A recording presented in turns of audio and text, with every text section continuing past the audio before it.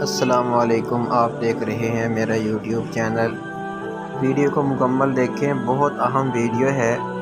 اگر مکمل دیکھیں گے تو انشاءاللہ بہت فائدہ ہوگا۔ ویڈیو اگر اچھی لگے تو لائک کمنٹ کریں اور چینل کو سبسکرائب کریں۔ حضرت ابراہیم علیہ السلام اور آگ۔ حضرت ابراہیم علیہ السلام کو آگ میں ڈالے جانے کا واقعہ نقل کیا جا رہا ہے۔ حضرت ابراہیم علیہ السلام بہت بڑے پیغمبر گزرے ہیں۔ ان کا ذکر قرآن پاک میں تقریباً 46 بار آیا ہے۔ جب انہوں نے لوگوں کو بتوں کی عبادت سے روکا اور ایک خدا کی عبادت کرنے کی دعوت دی، وہاں کے بادشاہ نمرود کو، جو بہت ظالم اور بت پرست تھا، بتوں کی پوجا کرتا تھا، اس کو جب ان باتوں کا پتہ چلا کہ ابراہیم علیہ السلام لوگوں کو بتوں کی پوجا سے منع کرتے ہیں اور ایک خدا تعالیٰ کی دعوت دیتے ہیں، تو اس نے ان کو اپنے دربار میں بلایا اور آپ سے جھگڑنے لگا۔ ابراہیم علیہ السلام نے فرمایا کہ میرا خدا تو وہی ہے جو مارتا بھی ہے اور جلاتا بھی ہے۔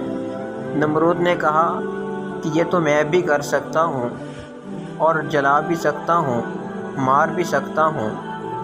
چنانچہ اس نے ایک قیدی کو، جس کو سزائے موت کا حکم ہو چکا، آزاد کر دیا اور ایک بے گناہ کو پکڑ کر قتل کر دیا اور کہا کہ اب میرے اور تمہارے خدا کے درمیان کیا فرق ہے؟ حضرت ابراہیم علیہ السلام نے کہا، میرا رب ہر روز سورج مشرق سے نکالتا ہے، تم اسے مغرب سے نکال دو۔ اس پر نمرود لاجواب ہو گیا اور حکم دیا کہ ابراہیم علیہ السلام کو زندہ جلا دیا جائے۔ چنانچہ بہت سی لکڑیاں اکٹھی کی گئیں اور ان میں آگ لگائی گئی۔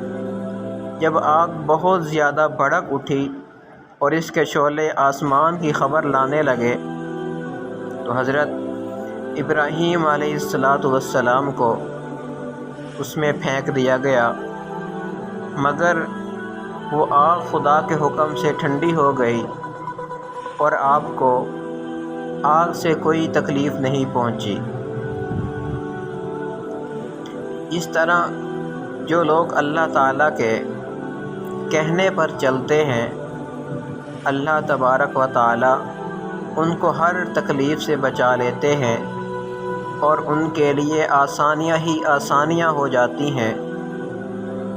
اور جو لوگ اللہ تبارک و تعالیٰ کا کہنا نہیں مانتے، ان کے لیے اس دنیا میں مشکل ہی مشکل ہوتی ہے اور مرنے کے بعد تو ہمیشہ جہنم میں رہیں گے۔ دعا ہے اللہ پاک ہمیں اس پر عمل کرنے کی توفیق عطا فرمائے۔ آمین یا رب العالمین۔